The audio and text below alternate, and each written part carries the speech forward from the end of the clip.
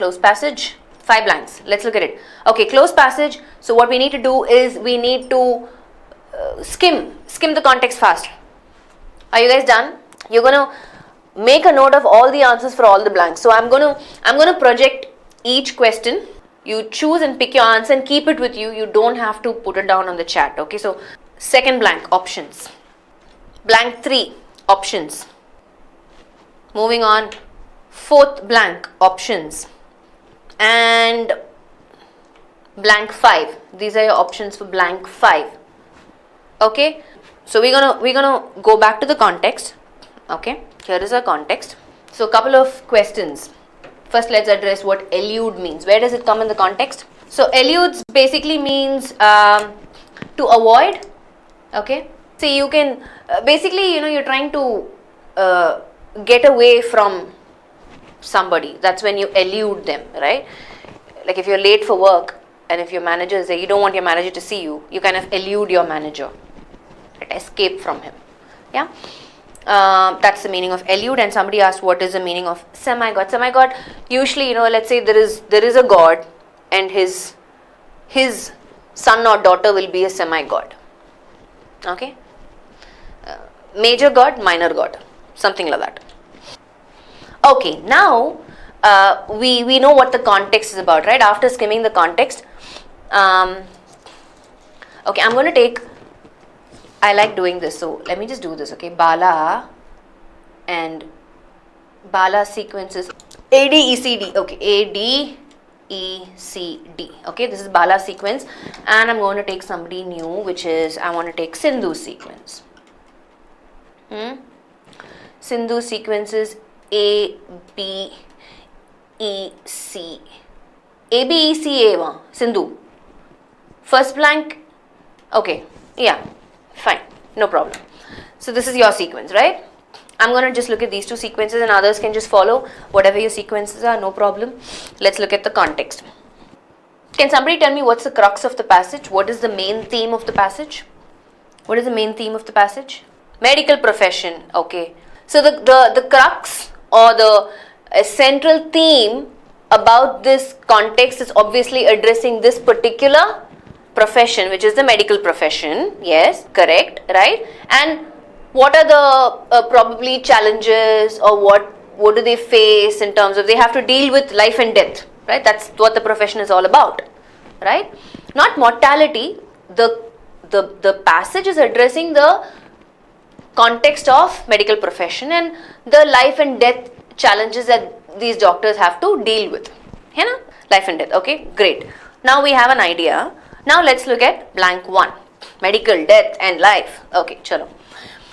Blank 1, I learned about a lot of things in medical school, but mortality wasn't one of them, wrote the medical professional Atul Gawande at the start of his best-selling book, Being Mortal.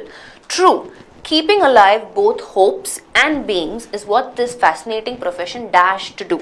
So, like we said, what is the purpose of the medical profession? That line says, keeping alive both hopes and beings. So if, let's say, one of my family members, right, falls sick, God forbid, right, so the hope is when I take them to the hospital that the doctor will do a miracle and get them all right, right? So the profession has to keep the hope of me and the person, the patient, what? Alive. Keeping both alive. So that's what the purpose or the intention of this profession. So in my options, I have assumes, guesses, eludes, strives and accept. We already know the meaning of eludes, right? He definitely doesn't want to escape out or avoid out. There is nothing about accept to do, right? We're not asking, are you going to do it? Yes or no? E is out, right? Some of you came back and said option A. Assumption, is that an assumption? What is the purpose of this profession to do? It is not making an assumption. It has to do this. This is what it wants to do, right? Which means it cannot be assumes and it definitely cannot be guesses. It has to be strives. Strives means what? That is the effort that I'm making, boss. I'm striving to pass this exam. The effort or the intention is to clear the exam with, flying colors. right? So in this context, it has to be strives, no? It cannot be anything else. Those who came back and said option A assumes incorrect. So, keeping alive both hopes and beings is what this fascinating profession strives to do. That's what it wants. That's the intention, that's the objective, that's the aim. Yet, second blank, moving on. So, A, Bala and Sindhu, both of you incorrect, right? The option is D. Those of you who said D, flying colors means outstanding result, boss. You just did not meet the cutoff score, over and above the cutoff score. Okay, so we're moving forward. So second blank, Bala says D, Sindhu says B. Let's look at yet dash the adulation and admiration for the noble profession. I always have a dash that it is an imperfect science, life or death, right? So which means adulation and admiration for the noble profession. The first clause is talking about something positive, right? This is positive. I always have a dash that it is an imperfect science. Obviously, this is negative. So, which means in the context, I have somebody telling a positive thing about this profession. But though, it's like, it's like saying, okay, I admire this person for this and this, but I don't like this about this person, right? So, I have options saying DB. Let's look at it. Nevertheless, so I have this yet here, no? What meaning is yet bringing here in this context? Can somebody quickly tell me? What is the meaning that yet is bringing in that context? That is my question. Yet is usually, brings in contradictory meaning, right? Let me see who is giving me the right answer. I want the right meaning. Adulation means, your clue is right here, no? Adulation and admiration. And is a synonym hint word, which means the word that follows has to be pretty much the same meaning as adulation. So can you tell me what is the meaning of adulation? You tell me, apply context clues and you tell me what do you think is the meaning of adulation. The synonym hint word and is there. The following word is admiration. So what can the meaning of adulation be? Same, admiration. Adulation means admiration. Okay, now that so I am looking at a lot of people coming back and saying although, even though, beyond, yeah. A couple of you have got the right answer, which is still. Okay, let's look at the context before that. It says, true, keeping alive both hopes and beings is what this fascinating profession strives to do, right? So, you always have to pay attention to surrounding context, right? The previous context is saying, hey, you know what? I like the intention or the objective or the aim of this medical profession, which wants to keep the hopes and the person alive, right? That's the intention. That's why this profession is considered sacred and holy, because they save lives, blah, blah, blah. Still, let me point out something to you, right? Because the following sentence, the previous context is also positive. The next context is negative. It says, adulation and admiration of noble profession. So, in that context, yet brings in the meaning of still, even though this is the intention or the objective or the aim or the purpose of this medical profession, let me tell you, and then look at our options: through, despite, from, beyond, nevertheless. So immediately this yet is only giving me something on the lines of, yes, boss, this might be the, right? It is, in fact, yet here is giving me the information of I'm going to make a point here. I want you to pay attention because it is giving me the meaning of emphasizing something that I'm about to say, right? It's almost like, hey, hold on. Yes, this profession intention is this, yet let me emphasize something to you. Let me say something to you. I want you to pay attention, right? Even though this is the case, and then again I have to have a contradictory word, right? The contradictory word is definitely not through or from or beyond. Nevertheless, maybe, but the more effective word is despite. What is the meaning of despite here? Despite the adulation and admiration for the noble profession, I always have a dash that it is an imperfect science, right? You cannot use nevertheless in that context, no? Are you following? Despite here means in spite of. you guys gave me the meaning of in spite of for yet, but here in spite of somebody admiring the noble profession, I always have a dash that it is an imperfect science, life or death. In this construction, I cannot use nevertheless. Right? When do you use nevertheless? Give me an example sentence with nevertheless. Even I will agree that nevertheless also has the meaning of in spite of, no doubt. But in terms of construction, I just cannot use nevertheless here. See, for example, I can talk to you about a particular subject or a theme, okay? And maybe you already know a lot about that. Right? Let's say I talk about genetic engineering, for example, right? So you can come back and say, I knew a lot about that subject that Sylvia spoke, genetic engineering, but her talk was interesting, nevertheless. In spite of me knowing, in spite of me knowing more about that topic, what she shared, the way she described was interesting, nevertheless. Right? In that context, yes. The same thing, and if you look at it in terms of sentence construction, the same thing I can say, despite me knowing a lot about that topic or a lot on that topic, I was familiar, despite me having knowledge on that topic, what she shared was interesting. If you look at sentence construction, both bring in the meaning of in spite of, but in the context, I cannot use nevertheless. No, that's exactly what I'm saying. In this context, yet is not really bringing in the meaning of but, yet is bringing in the meaning of still. I am emphasizing something that I'm going to point out as a differentiator because of the previous sentence.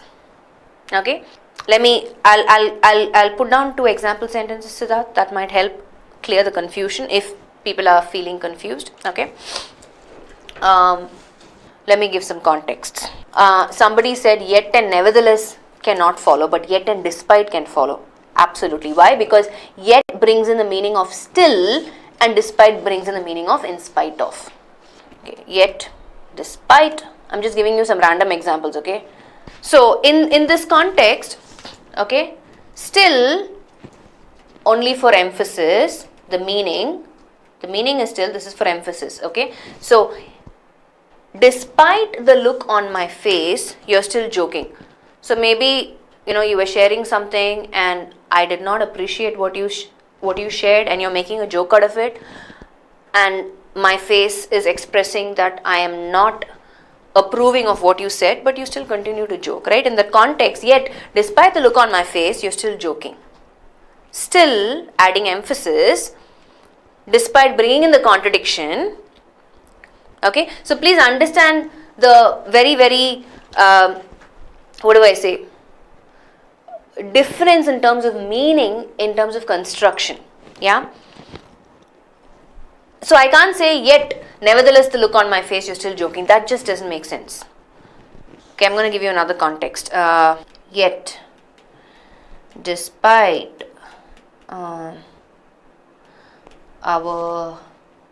advances, our environment is threatened. By problems. Okay, so this is just, okay, and let's look at some example sentences for despite as well. I'm just going to clear everything here so it's not clustered. So if you look at this example sentence, it says the apartment is guarded 24 hours but theft occurs nevertheless. So what I'm trying to say is, in spite of having high security for 24 hours, theft continues to occur. So whenever I'm saying nevertheless, yes, it does bring in the meaning of in spite of, but in terms of sentence construction, the placement is different, and I just can't use, you don't say yet nevertheless, but yet despite, yeah. That's why I gave you some example sentences for that. But coming back to our context, right? Yet despite the adulation and admiration for the noble profession, let me go back to the context. I always have we're going to move to blank 3. Okay, just to give you guys, see, let me put it this way, okay. Nevertheless and despite can be interchanged even sometimes, because both of them have one meaning of in spite of. However, in construction, in sentence construction, that's why I put it down. I put down some example sentences, and I want you also to look up a lot of example sentences that have nevertheless and that have despite, and look at the placement of where they appear in the sentence, in the context. Yeah, that will help you a little more. Nevertheless can appear even in the middle of the sentence. It can appear at the end of the sentence, usually at the end of the sentence. It can appear in the middle of the sentence. It depends on, if you're answering a question, I can start the sentence also with nevertheless. Right? It really depends on the context and the dialogue or the conversation. But mostly.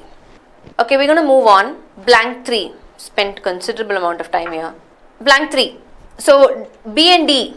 The answer obviously is B.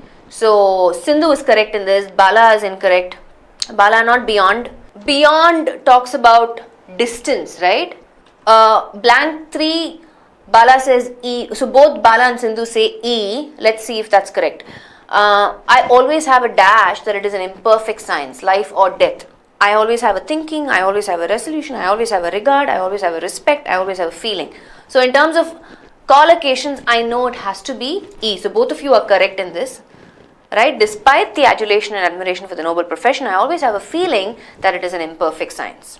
You can regard something as something, yeah, and respect cannot be, it's not a positive word, it's telling about what they feel about this particular profession, right? So resolution, thinking, and all these are just illogical options for blank 3.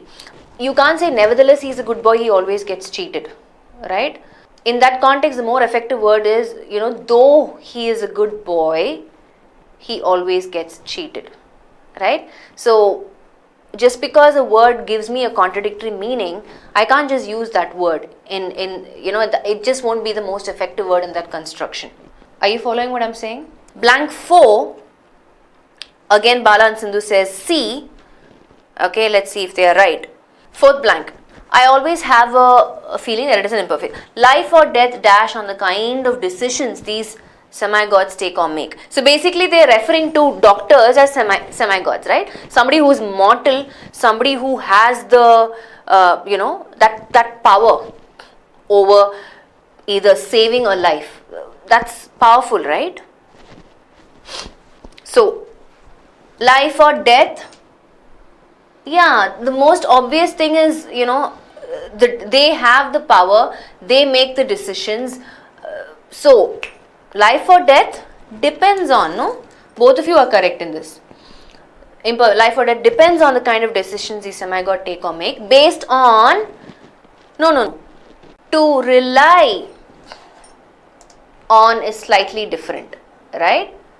When I say I rely on so-and-so person, you tell me, I'm sure, give me a context. Let's quickly address this. That's a good question actually. Because if I say to rely on means to depend on only, I agree. So mostly here, the only difference is, if you ask me, I can rely on you to help me when I am in a problematic situation, right? Which means I trust you to be there for me. Why is that the case? If somebody asks me, let me give you the difference between rely and depend. So I can say, my reliance on you depends on how you've helped me in the past. I just gave you an example sentence just to bring in that difference, right? Why am I relying on you? Depending on how you have treated me in the past. The past experience that you and I have had helps me decide whether I need to rely on you or not. Just to give you that slight variation in terms of meaning. Though rely on also means depends on, just to give you a context. Yeah? Not really. You can rely on things based on past experiences also. I just gave you an example, right? That you have with someone. So you really can't take that as a foundation or something that you can fall back on in terms of differences. But the example that I gave, I hope you understood that, right? My reliance on you depends on the experiences that we've had in the past. I know you, so I can trust you. That's why I'm moving forward, and that's why I rely on you. Yeah? So life or death depends on the kind of decisions these And depends on is a very common collocation, right? And even if I have to look at that context again, life or death doesn't rely on the doctor's decision. Life or death depends on the decision that the doctor makes. Because life or death is not trusting the doctor. I am trusting the doctor. I rely on the doctor because the life and death of my concerned person depends on the decision that the doctor makes. I'm gonna repeat that, okay? I rely on the doctor because the concerned person that belongs to me, right? The life or death of that person depends on the decision that the doctor makes. Okay, let's go back. Depends on. Based on blank 5. What did you guys say for blank 5? Bala says D, Sindhu says A. Based on dash learning and unconscious knowledge. Let's just look at this. It's right here, right? So life or death depends on the kind of decisions these semi-gods take or make based on dash learning and unconscious knowledge. What can it be? We are talking about the medical profession. We are talking about such an important decision that the doctor has to make, right? Because life and death is in their hands. That is the kind of power that they are. That is why they are looked up as semi-gods. So given this context and this general background, based on, so how do they make these decisions?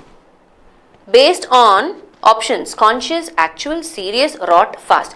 Definitely I don't need a negative word, no? Fast, rot is a negative word. Rot means what? To rot means to, what is to rot? Decay. First of all, it's an unrelated word, right? Out. Based on dash and dash knowledge and unconscious, dash learning and unconscious knowledge. I can also eliminate option E. Fast learning just doesn't make sense. Okay, just because you learn fast, that does not relate or translate to the work that you do. So that is illogical. Out. I have to choose between A, B and C. What will I choose? See, your clue words are not just the doctor's profession itself. Your clue words are, they have to make a decision. So the decision that they make has to be, it's not about whether it is serious or actual. The decision is a very conscious thing that they are doing, right? They are believing, they are deciding that this is the way to go. This is how we should go based on acquired knowledge, right? So conscious learning and unconscious knowledge. Consciously you are learning and you know that as a result of that learning you are gaining knowledge, right? And not always that you realize that, okay, this is the knowledge that I have gained. So that's why they say unconscious knowledge, because it's more like a byproduct of what you've learned. Okay, but in the context, keep in mind that it is also about the decision, the entire context, right? The decision that they make, they're very conscious of the decision that they make because they are talking about life and death here of a person. Okay, conscious learning and unconscious knowledge, not serious, okay, not actual. The more effective word would be conscious learning, because conscious means what? They're very aware of the decision that they're making. They're very aware of what they've learned and how they are applying that learning, right? Are you guys following? Got it? Okay.